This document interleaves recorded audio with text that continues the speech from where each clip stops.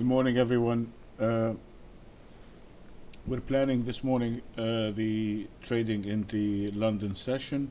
Today is August the 27th. In the overnight session, if you see that the dollar has eased off against most currencies, so you can see the pound has risen against the dollar. It took a trade from 154.80, and it went all the way up to the 155.80, and as you see right now it is trading at the 155.35, which is below the structure point of 155.33. That indicates right now, based on this, that I do have a sell signal. Before we get into sell signals and buy signals, I just want you to see what happened in the dollar in general as a whole. So against the yen, the dollar is still up. There is a lot of selling still coming into the yen, and from yesterday what we were talking about is that we will be focusing on the yen pairs. You can see also that the pound yen has moved very nicely in the overnight session, and our initial buy, if you remember from yesterday, was the 129.93. It took us all the way up to 132. This is part of all the planning that we do in looking again at the euro yen. Even with the euro weakness, there is your continuous move to the upside. It is not yet a trend change, but again there is an underlying selling in the yen. So for us as traders, we need to be looking at the instruments that is moving the most, and for the time being it is the yen and the yen crosses. This is where we should be focusing our attention to. So with that said, we will be focusing on being short the yen crosses, i.e. going long the pound yen, going long the euro yen, looking to be long the Aussie yen, the dollar yen. And now looking at the US dollar, this is the dollar index, and it is quite an interesting setup. As you know, today is Thursday, August the 27th.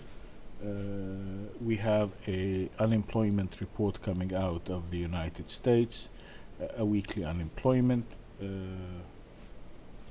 which, if we take into consideration that this is the last week or last week of August, going into Labor Day, everybody is in vacation, so that seasonal effects make sense that the unemployment is going to be high, i.e. nobody's hiring, everybody's on vacation. So it's common sense, but some people like to take this number and do a little bit of a guess game just to have fun, but it is going, in essence, it's a meaningless number. The seasonality of the number is we're in the high peak of vacation, so it's understood, and there should be no expectation for something or a surprise. And if you look now at this number, what you would at this chart, you would see that this is what we call posturing. People are trying to adjust their position before the number comes out today, and tomorrow on Friday we're having the GDP number. So today is not a pretty serious number in my consideration, at least, but tomorrow is the GDP. It is quite an important number, and what's happening over here is that you see we had a push to the upside that gave us a buy signal, and then today in the overnight we had a sell signal that is now reversing. So now we have a buy signal. So in either side you get a sell signal with no follow through to the downside, and a buy signal with no follow through to the upside. So this is a posturing, trying to square your positions or their positions before the news comes out, and therefore we should not get too much committed on either side of the dollar until we await for tomorrow's news. And looking at